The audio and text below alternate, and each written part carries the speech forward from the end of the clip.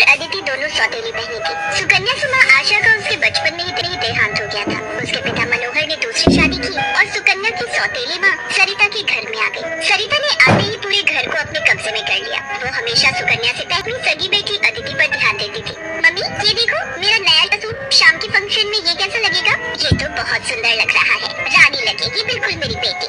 Mummy वो सुकन्या को क्या दोगी पहनने के लिए? वो भी तो हमारे साथ शादी में जा रही है, पहन लेगी कुछ भी जो उसका मन होगा। मेरे पास इतने पैसे नहीं है कि मैं उसके लिए भी नया सूट खरीदूं। वैसे भी तुम्हारे पापा का अब इतना काम नहीं बचा। मेरे लिए तुम्हें नया सूट लेकर देना जरूरी था।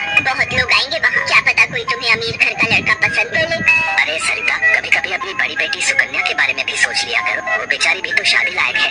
बस आ गए अपनी लाडली बेटी के बारे में चिंता करते। पता नहीं कौन से मनहूस दिन मेरे तुम्हारे साथ शादी हुई थी। जब से आई हूँ एक ही नाम तुम्हारे मुंह पर चढ़ा हुआ है। देखती हूँ सुकन्या सुकन्या। अरे तुम्हारी दूसरी बेटी अदिति भी कुंवारी है, वो भी तुम्हारी ही बेटी है। उसके बारे में भी कुछ सोचा करो। मैं हूँ जो पैसे जोड़ जोड़ कर अपनी बेटी को सूट दिलवाए हैं। अब शाम को चलने की तैयारी कर लो, बहुत बड़े बड़े लोग उस शादी में आएंगे। ये तो मेरी सहेली पुष्पा की बड़ी मेहरबानी है जो उसने हमें एक कार्ड दे दिया, वरना हम गरीबों को इस शहर में और इतनी बड़ी शादी में कौन पूछेगा। मनोहर को पता था कि सरिता का स्वभाव बहुत ही खड़ूस है, इसलिए वो चुपचाप अपने कमरे में चला जाता है। शाम को सब लोग शादी के लिए तैयार होते हैं। अदिति बहुत ही सुंदर सूट पहनकर तैयार होती है। सुकन्या के पास तो कपड़े ही नहीं थे। अचानक मनोहर सुकन्या के पास आता है। सुकन्या बेटी, ये ले, ये तेरी माँ की साड़ी है, तो ये पहन कर तैयार हो जा। देख कितनी सुंदर साड़ी है, मेरे संदूक में रखी थी, मैं वही ढूंढ रहा था और आज मुझे मिल गई।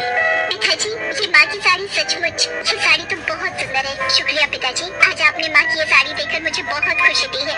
हाँ बेटी, अब ये साड़ी पहनकर जल्दी से तैयार हो जा। देखना कितना सुंदर लगेगी मेरी बेटिया। सुकन्या अपनी माँ की साड़ी पहनकर तैयार हो जाती है। सब लोग शादी में पहुँचते हैं। सरिता जानबूझकर अदिति को ही आगे कर रही थी ताकि वहाँ लोग अदिति को ही देखें। तभी एक बहुत ही बड़े परिवार के लड़के आशीष की नजर सुकन्या पर पड़ती है। सुकन्या बिल्कुल अकेली खड़ी थी। वो लड़का उसके पास आया और उससे बात करने लगा। हेलो, मेरा नाम आशीष है और आपका? जी मेरा नाम सुकन्या है। अच्छा नाम है आपका। वैसे आप यहाँ अकेली क्यों खड़ी हैं? चलिए ना, वहाँ डांस फ्लोर पर सब लोग डांस कर रहे हैं। आशीष को सुकन्या से बात करता देख सरिता आशीष के पास आती है। सुकन्या बेटा, तुम्हारे पापा तुम्हें बुला रहे हैं, इनके साथ अदिति डांस कर लेगी। हाँ क्यों नहीं, प्लीज।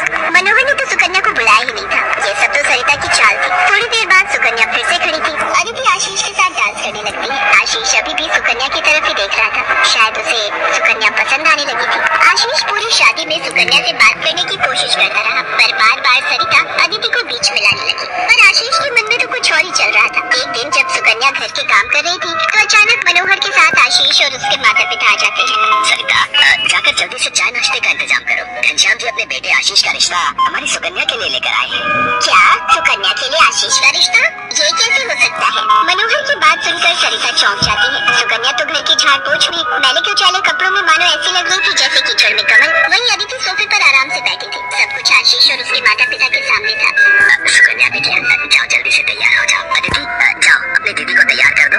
कोई जरूरत नहीं है तुम्हें उसे तैयार करने की। तुम उसकी नौकर नहीं हो जो उसे तैयार करो, अपने आप हो जाएगी तैयार। ये रिश्ता उसके लिए आया है, अदिति उसकी नौकरानी नहीं है। अंदर चल रही सरिता और मनोहर की बातें थोड़ी थोड़ी आशीष और उसके माता पिता के कानों में आ रही थी। इसलिए मनोहर बाहर आ जाता है।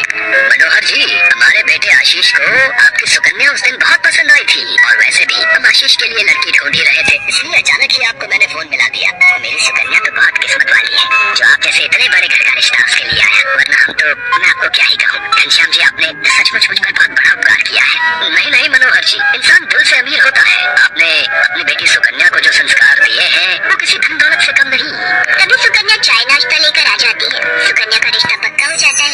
भाई साहब, हमें आपकी सुकन्या बहुत पसंद है। हम तो जल्द से जल्द शादी करके सुकन्या को अपने घर की बहू बनाकर ले जाना चाहते हैं। बस आप शादी की तैयारियां कीजिए। आशीष के माता पिता के मुंह से ये बातें सुनकर मनोहर की खुशी का ठिकाना नहीं था। सुकन्या आज एक बहुत बड़े घर की बहू बनने जा रही थी। आशीष के माता पिता रिश्ता पक्का करके चले जाते हैं। कुछ दिनों बाद सुकन्या की शादी की तारीख निकल आती है। सरिता, मैं देख रहा हूँ जब से सुकन्या की शादी पक्की हुई है तुमने सुकन्या से बात तक करना छोड़ दिया है। ये ठीक नहीं। तुम अपनी बेटी की शादी करो, मैं इस शादी में कोई हाथ नहीं लगाऊंगी। ये रिश्ता मेरी बेटी के लिए था। मैं चाहती थी आशीष के साथ अपनी बेटी का रिश्ता करना, पर तुम्हारी उस सुकन्या ने सब काम खराब कर दिया। ये तुम गलत कह रही हो सरिता। सुकन्या के लिए आशीष के माता पिता मुझसे रिश्ता लेकर आए हैं। तुम्हें तो खुश होना चाहिए। तुम क्यों सौतेलापन सुकन्या के साथ रख रही हो? तुम्हें तो उसकी सगी माँ बनकर उसे विदा करना चाहिए। मैं इसलिए तुम्हें उसकी माँ बनाकर लाया था।